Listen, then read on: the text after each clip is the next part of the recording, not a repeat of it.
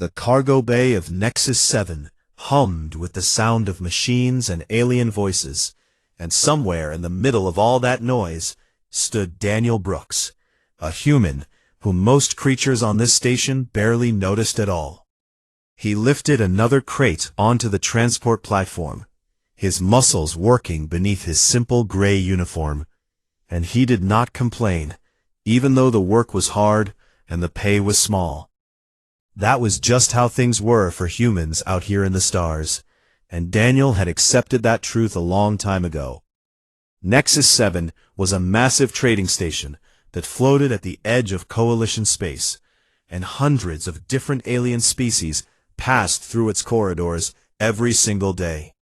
There were the tall and elegant Caliph, with their violet skin and silver eyes, the massive scaled Dracorians, who towered over everyone else, the small and quick Veloci traders, who could calculate profits faster than any computer, and dozens of other races that Daniel had learned to recognize over the years.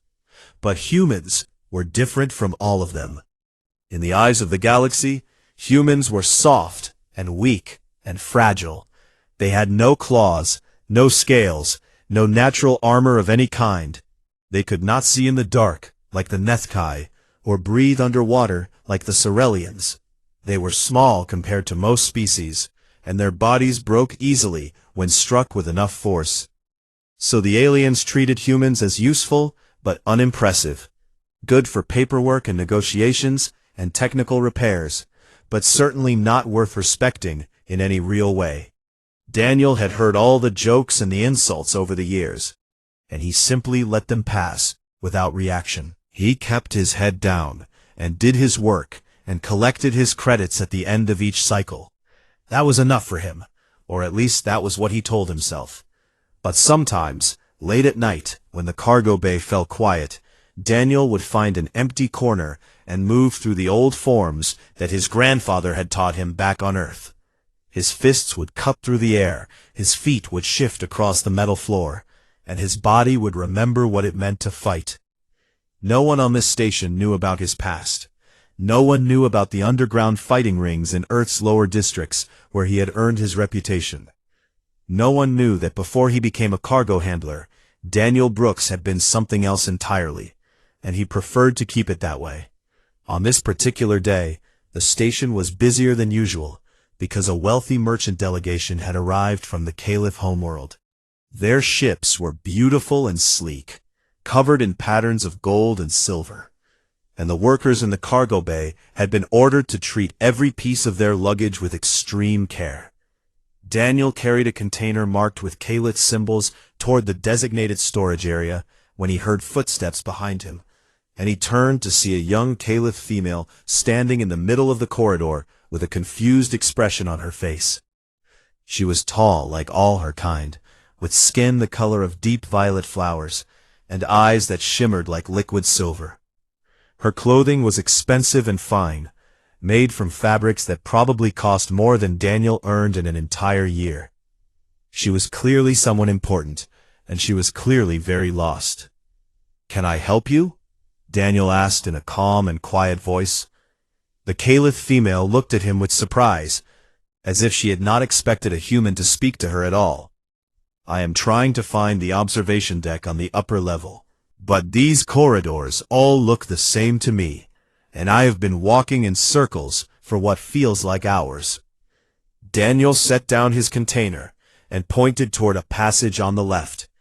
"Take that corridor until you reach the blue lift station, then go up 3 levels and turn right. The observation deck will be straight ahead."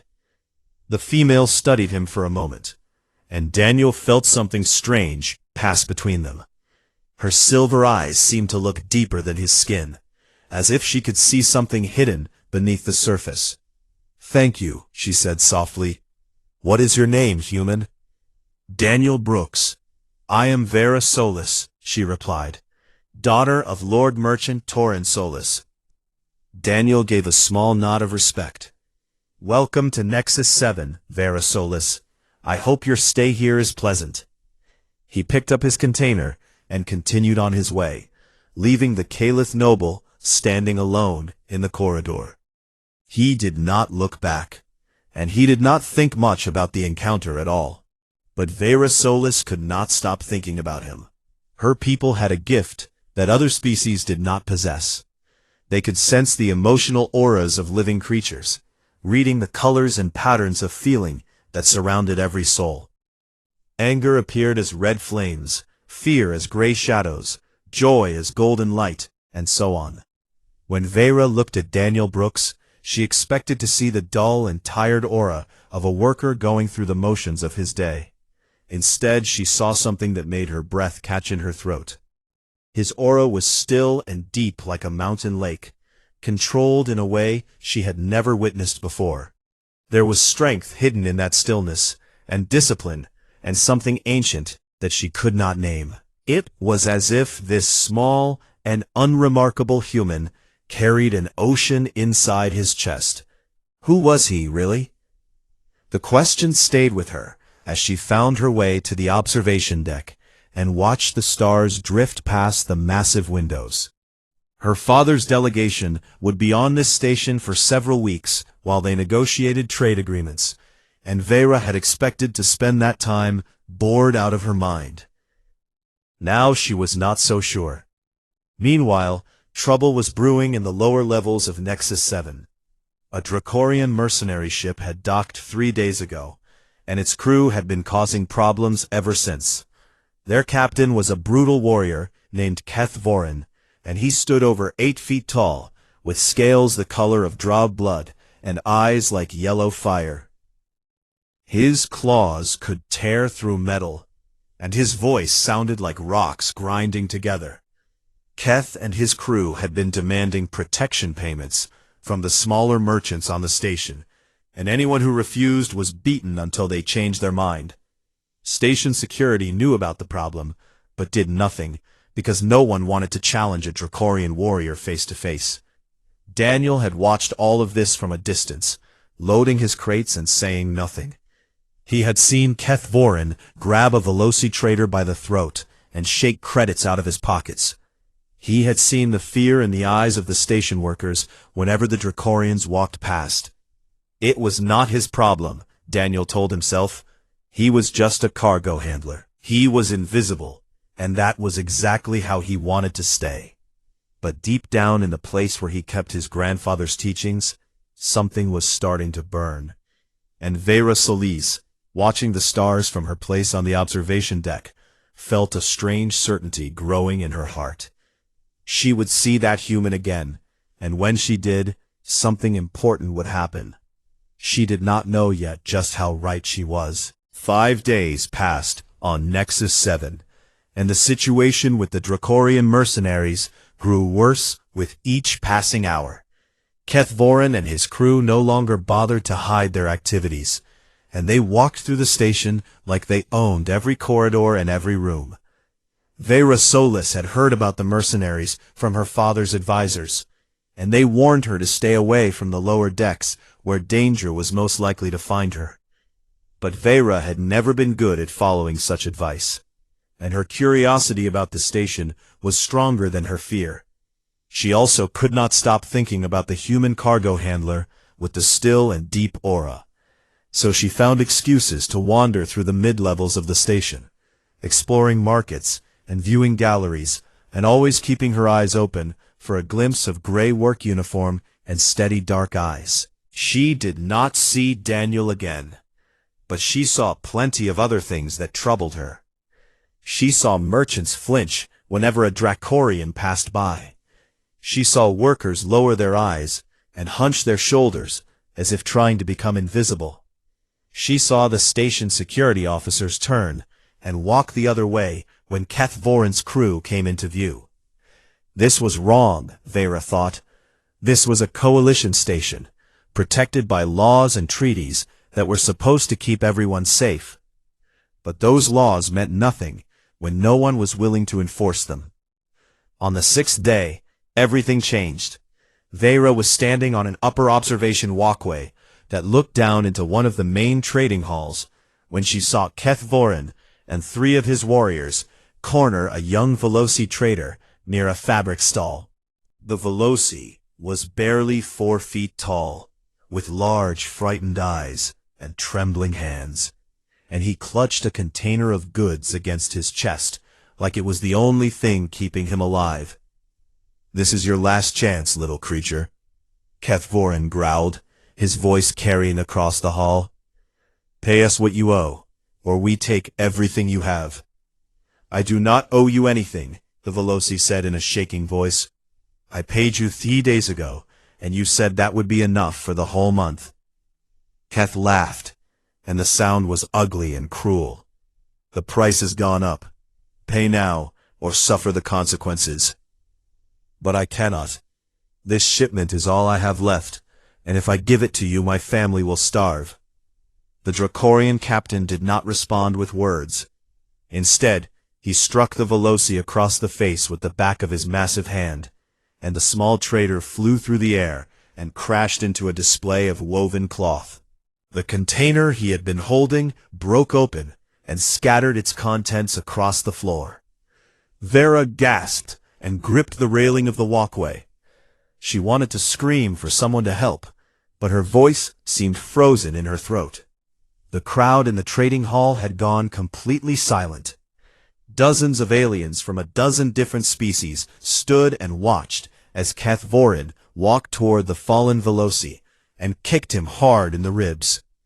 The small trader cried out in pain and curled into a ball, and still no one moved to help him. This was the way of things, Vera realized with horror. This was how bullies won, not through strength alone, but through the fear they created in others. As long as everyone was too afraid to stand up, creatures like Kethvorin could do whatever they wanted. Then she saw him. Daniel Brooks stepped out of the crowd and walked toward the Dracorians with slow and steady steps. He was still wearing his gray cargo uniform, and his hands hung loose at his sides, and his face showed no expression at all. Vera felt her heart stop beating for a moment. What was he doing? "That is enough," Daniel said, and his voice was calm and quiet, but somehow it carried across the entire hall. "Leave him alone and walk away." Kethvorin turned to look at the human, and for a moment he seemed too surprised to react. Then he threw back his head and laughed, and his warriors laughed with him, and the sound echoed off the walls like thunder. "Look at this," Keth said with amusement. "A human thinks he can give me orders. Do you know what I am, little creature? I am Kethvorin, captain of the Bloodfire Company, and I'd have killed more enemies than you have drawn breaths." "I know who you are," Daniel replied. "I also know that you are a coward who beats those weaker than himself, because he is afraid to face anyone who might fight back." The laughter stopped. Kethvorin's yellow eyes narrowed to slits, and his claws extended from his fingertips with a sound like knives being drawn. The scales on his neck flushed darker, which Vera knew was a sign of extreme anger in Dracorian body language. "You dare insult me, human?" "I am just telling the truth. Everyone in this hall can see it, and they have seen it for days now. You are not a warrior, Kethvorin. You are a bully, and there is a difference." The Dracorian captain stepped toward Daniel until they stood only a few feet apart. Keth towered over the human by more than 2 feet, and his body was covered in scales that could turn aside blades and bullets. His warriors fanned out behind him, their own claws ready. "I should kill you where you stand," Keth hissed. "You could try," Daniel said, and there was something in his voice that made the watching crowd hold their breath. "Or you could face me properly in the old arena pit and prove that you are what you claim to be." Vera gripped the railing so hard that her knuckles turned white. The arena pit was a relic from the station's early days, when disputes were sometimes settled through combat. It had not been used for many years, but the traditions around it still held legal weight. Kethvorin smiled, and it was the smile of a predator who has just spotted easy prey. "You want to fight me in the pit, bare-handed, with no weapons and no armor?" "That is what I said." "And what are the stakes?" Daniel glanced at the fallen Veloci trader, who was slowly trying to sit up. "If I win, you and your crew leave this station and never come back. You stop taking money from these people, and you never hurt anyone here again. And if I win, then you can have me as your slave to do with as you please." The crowd gasped. Slavery was illegal in Coalition space, but arena pit challenges operated under older laws that predated the Coalition itself. If Daniel lost, he would belong to the Dracorians completely. Keth Vorin laughed again, but this time there was genuine pleasure in the sound. "I accept your challenge, human. We will fight tonight at the 20th hour, and the whole station will watch me tear you apart." He turned and walked away, his warriors following behind him, and the crowd slowly began to breathe again. Vera watched Daniel help the injured Veloci to his feet and call for a medical team. His movements were gentle and careful, and he did not seem like a man who had just agreed to die. Because that was what he had done, Vera thought with a sinking feeling in her stomach. He had agreed to die. There was no way a human could defeat a Dracorian in single combat. It was simply impossible. Daniel Brooks had just signed his own death warrant, and he had done it to protect a stranger he did not even know. Why would anyone do such a thing? Vera did not understand, but she knew one thing for certain. She would be at that arena tonight, and she would watch whatever happened with her own eyes. She owed him that much at least. Word of the challenge spread through Nexus 7, like fire through dry grass. And by the time the 20th hour approached, it seemed like every creature on the station wanted to watch the fight. The old arena pit was located deep in the lower levels, a circular space carved from stone and metal with rising seats all around it. And that night, every single seat was filled. Screens had been set up throughout the station for those who could not fit inside the arena, and thousands more watched from wherever they happened to be.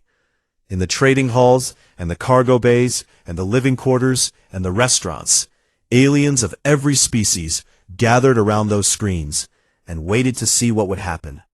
Most of them expected to watch a human die. Vera Solis pushed her way through the crowd until she reached a spot near the front, close enough to see every detail of what was about to unfold. Her handmaiden tried to pull her back, warning her that this was no place for a noble daughter, but Vera shook off her grip and refused to move. She had to see this. She had to understand. Commander Lisa Huang stood on the command deck, far above the arena, watching through the security cameras with an expression that revealed nothing. She was the human liaison officer for Nexus 7, a woman in her 50s with gray hair and sharp eyes, and she had known Daniel Brooks for 3 years. She also knew things about him that no one else on this station had ever learned.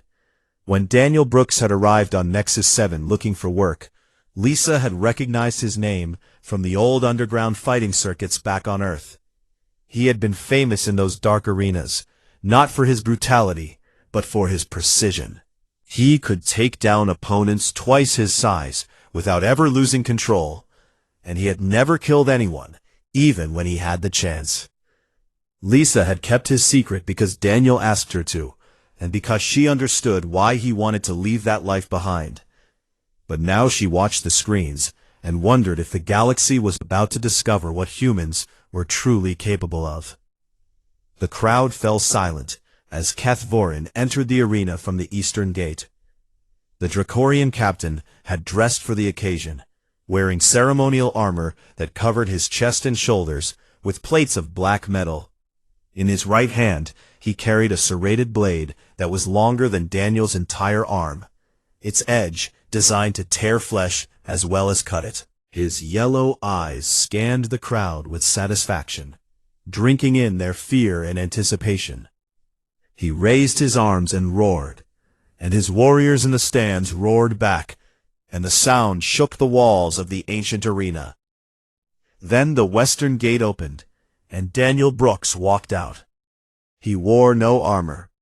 His body was covered only in a simple sleeveless shirt and loose pants that allowed easy movement.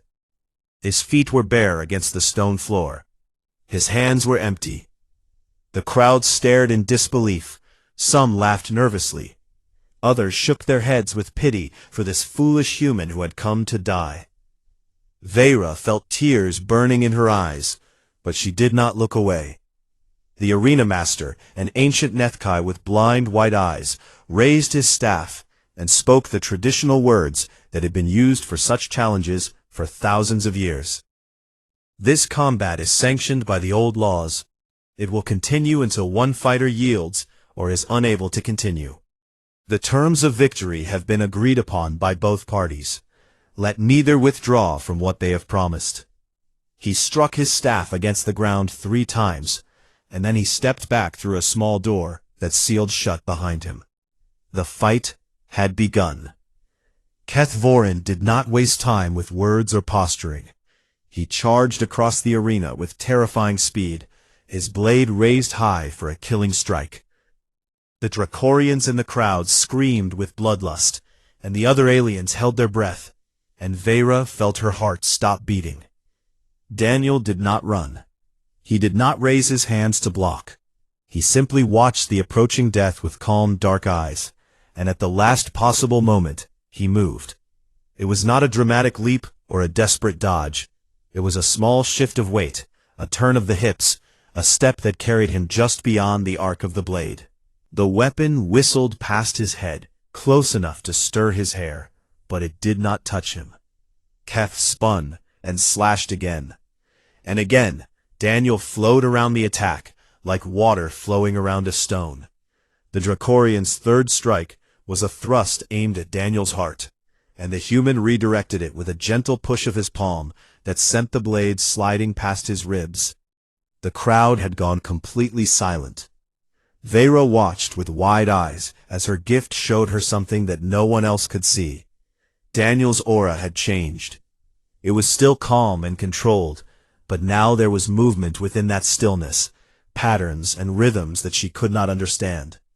It was like watching a storm contained within a glass sphere, all that power held perfectly in check. Keth Vorin's attacks grew wilder and more desperate. He slashed and stabbed and swept his blade in great arcs that should have cut the human in half.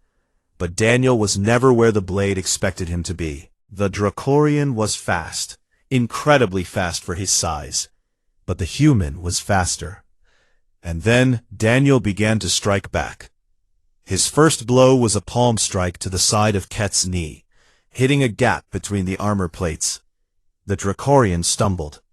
His second blow was a precise jab to a cluster of nerves beneath the arm, and Ket's grip on his blade weakened. His third blow was an elbow to the throat that made the massive warrior choke and gasp for air.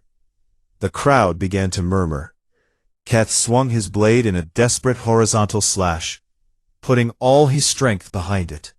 But Daniel dropped low and drove his fist into the Dracorian's stomach, just below the chest armor. The scales there were thinner, and the blow sank deep enough to drive the air from Keth's lungs. The Dracorian captain fell to one knee. Daniel did not give him time to recover. He moved around behind Keth and struck the back of his neck where the skull met the spine, a precise blow that would have killed a lesser creature, but only stunned the Dracorian. Then he kicked the blade away and stepped back. Keth Vorin tried to rise, but his legs would not obey him. His arms trembled. His yellow eyes were wide with something he had never felt before in his life. Fear. "Yield," Daniel said, and his voice was calm and steady, as if he had just finished a light exercise. "You have lost. Accept it and keep your life." The Dracorian captain stared up at this small, soft human who had just defeated him without taking a single wound, and for a moment it seemed like he might refuse. But then he looked at the crowd, at the thousands of eyes watching him lie helpless on the ground, and he understood that his reputation was already destroyed. "I yield," Keth Vorin said, and the words came out broken and hollow. The arena master emerged from his door and raised his staff. "The challenge is complete. The human Daniel Brooks is victorious. The terms of the agreement will be honored." For a long moment, no one made a sound. Then the crowd exploded, Aliens of every species were screaming and shouting, some with disbelief, and some with joy, and some with a strange new fear. The Dracorians in the stands sat frozen with shock. The merchants and workers who had suffered under Keth's cruelty were weeping with relief. And Vera Solis stood at the front of the crowd, with her hand pressed against her heart, watching as Daniel Brooks walked toward the western gate without looking back. She had just witnessed something impossible become real, and she would never be the same again. Vera could not move from where she stood at the edge of the arena. All around her the crowd was pushing and shoving, everyone trying to process what they had just witnessed. But Vera felt like she existed in a separate bubble of stillness where time moved differently. Her eyes stayed fixed on the western gate where Daniel had disappeared, and her mind kept replaying every moment of the fight over and over again. She had seen Dracorians fight before. Her people conducted trade with many warrior races, and she had attended tournaments and exhibitions where the greatest fighters in the galaxy displayed their skills. She had seen creatures tear each other apart with claws and blades and raw strength. But she had never seen anything like what Daniel Brooks had just done. It was not the victory itself that amazed her, although that was amazing enough. It was the way he had achieved it. There had been no rage in his movements, no bloodlust or hatred or wild emotion of any kind. He had fought with the same calm steadiness that she had sensed in him that first day in the corridor, as if defeating an 8-foot Dracorian warrior was simply another task to be completed. And when he had Keth Vorin helpless at his feet, he had not killed him. That choice stayed with Vera more than anything else. Keth had been beaten and broken and unable to defend himself, and any other fighter would have finished him without a second thought. The crowd had expected it. The Dracorians had expected it. Even Keth himself had expected it. But Daniel had asked him to yield instead. Why would anyone show mercy to an enemy who would never have shown mercy to them? What kind of strength allowed someone to hold death in their hands and then choose to let it go? Vera's gift let her sense the auras of living creatures, and in that moment she had seen something in Daniel that she would never forget. His aura had remained perfectly controlled throughout the entire fight, but underneath that control she had glimpsed depths that she could not measure. It was as if this one small human contained within himself the collected strength of countless generations. Her handmaiden finally managed to reach her side and grabbed her arm. "My lady, we must go. Your father will be worried about you, and this place is not safe for someone of your station." But Vera did not move. She watched the last glimpse of Daniel's gray uniform vanish through the gate, and before she could stop herself, a whisper escaped her lips. "If only he were mine." Her handmaiden stared at her with shock and horror. "My lady, what are you saying?" "He is a human. He is a cargo worker. Your father would never allow such a thing." Vera turned to look at her servant, and there was something new in her silver eyes. "My father sees only species and status and wealth. He does not see what I can see. That human is worth more than 100 noble sons from 100 wealthy houses." "But, my lady, I do not want to hear arguments right now," Vera said firmly. "Take me back to our quarters. I need time to think."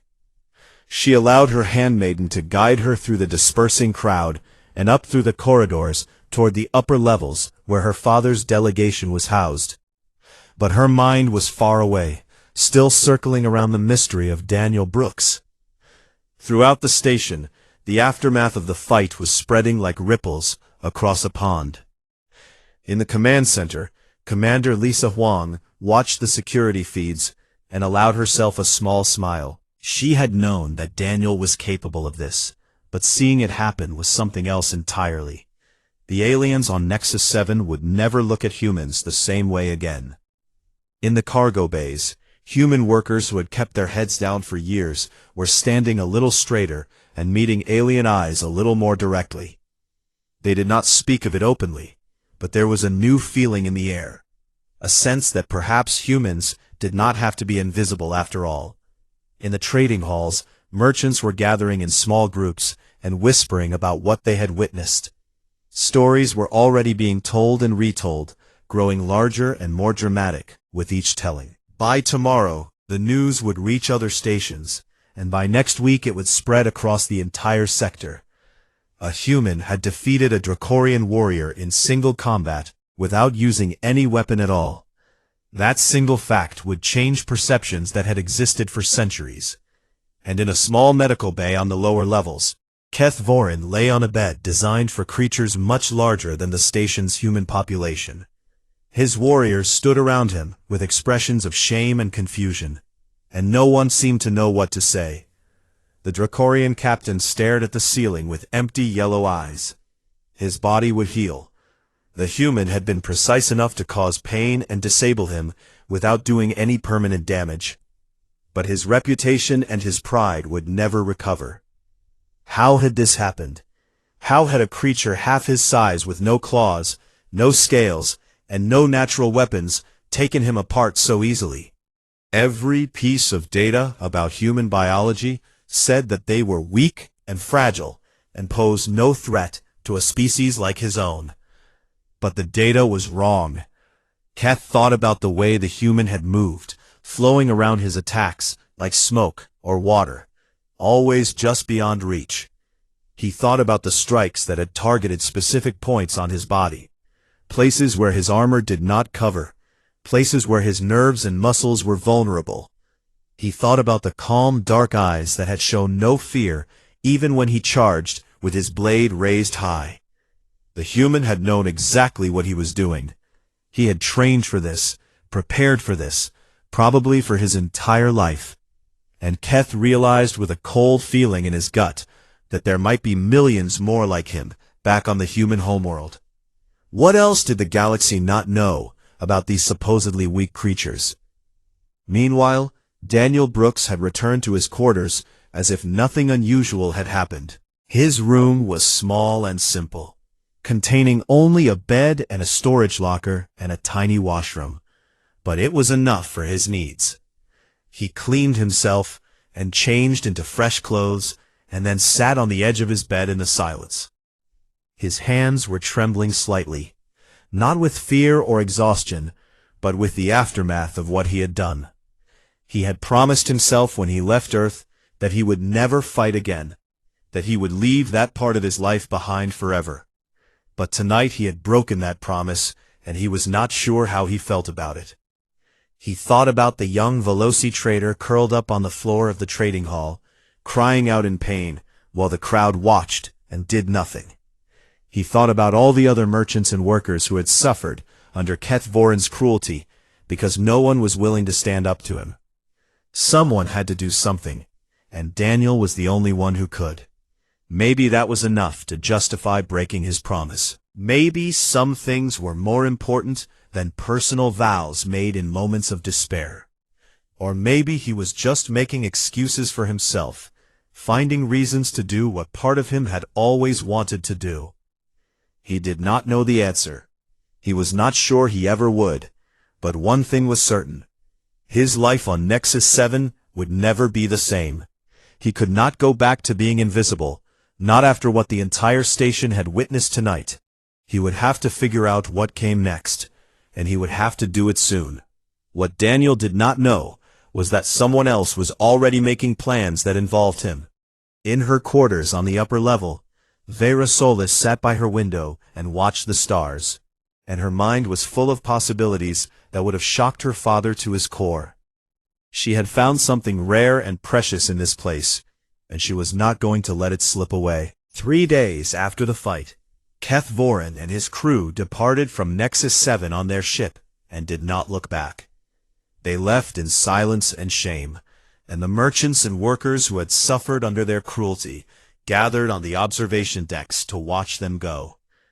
When the Dracorian vessel jumped to faster-than-light speed and vanished into the darkness between stars, a cheer went up that could be heard throughout the entire station.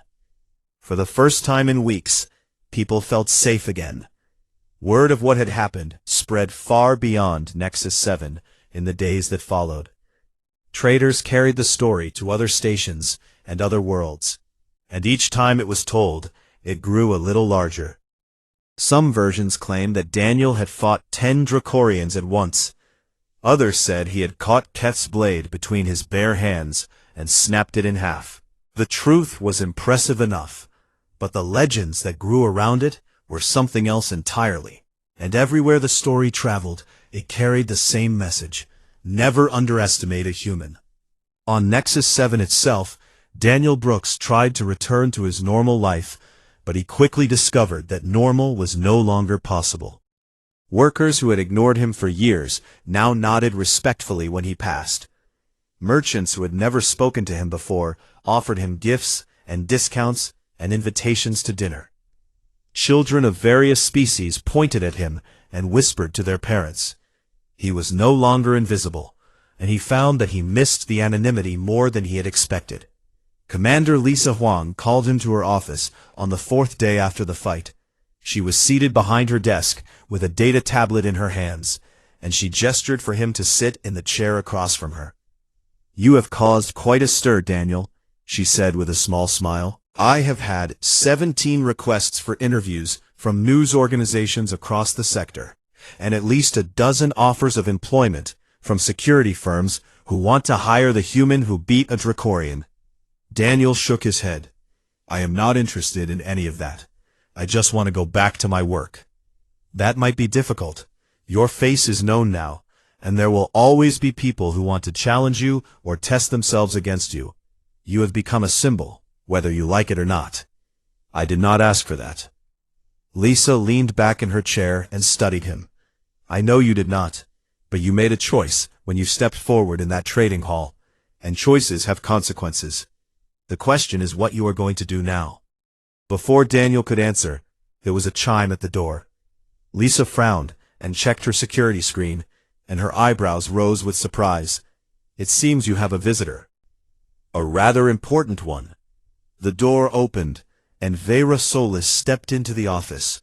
She was dressed more simply than the first time Daniel had seen her, wearing a flowing robe of deep blue instead of the elaborate noble garments. Her silver eyes found him immediately, and she held his gaze without looking away. "Forgive me for interrupting," she said to Commander Huang, "but I was hoping to speak with Daniel Brooks, and I was told he might be here." Lisa looked between the two of them with an expression that suggested she understood more than she was saying. "I was just finishing our conversation anyway," she said as she stood up. "You can use my office for as long as you need. I will make sure you are not disturbed." She left the room and closed the door behind her, and Daniel found himself alone with the Caliph noble who had been occupying far too many of his thoughts over the past few days. "You wanted to speak with me?" he asked. Vera did not sit down. Instead, she walked to the window that looked out over the cargo bay far below, and she was quiet for a long moment before she spoke. "I was there at the arena. I watched you fight, and I have been trying to understand what I saw ever since." "What did you see?" "I saw a man who had every reason to kill his enemy, and chose not to. I saw power held under perfect control, strength wielded with discipline and purpose, and I saw something in your aura that I have never seen in any other creature in my entire life." Daniel stood up from his chair and walked over to stand beside her at the window. Below them, workers moved crates and operated machinery, going about their daily tasks. It all looked so simple and ordinary from up here. "My grandfather taught me to fight when I was a boy," he said quietly. "He was the one who trained me, who showed me the old techniques that humans have developed over thousands of years. And the most important thing he ever told me was that the true victory is not in destroying your enemy." "Then what is it?" "It is in making them unable to fight while leaving them alive to remember why. A dead enemy cannot learn. A dead enemy cannot change. But an enemy who has been defeated and spared will carry that lesson with them forever." Vera turned to look at him, and there was wonder in her silver eyes. Your people have been fighting each other for a very long time. Yes, we have had thousands of years of wars and conflicts and struggles. And in all that time, we have learned things about combat that other species cannot imagine. But we have also learned about mercy and restraint, and the value of a life spared. The galaxy does not know this about humans. No. Most aliens see us as weak, because we have no claws or scales or natural weapons. They do not realize that we have something else instead. What is that? Daniel was quiet for a moment before he answered. We have each other. We have taught and trained and passed down our knowledge from generation to generation. Every human alive today carries within them the accumulated wisdom of all the humans who came before. That is our strength. Vera felt something warm spreading through her chest, and she recognized it as the first stirrings of something she had never expected to feel for anyone, let alone a human cargo handler. But she pushed those feelings aside for now and focused on the reason she had come. My father's delegation will be leaving Nexus 7 in 2 days, she said. We are returning to our homeworld to report on the trade negotiations, and I find myself in need of a personal guard for the journey. Daniel raised an eyebrow. A personal guard? Someone who can move through crowds without drawing attention. Someone who appears harmless but is anything but. Someone who can protect me from threats that I might not see coming. She smiled slightly. I was hoping you might know someone who fits that description. For a long moment, Daniel said nothing. He looked out at the cargo bay below, at the life he had built here on Nexus 7, at the invisibility he had worked so hard to maintain. All of that would be gone if he accepted her offer. He would be stepping into a completely new world, a world of nobles and politics and dangers he could not predict.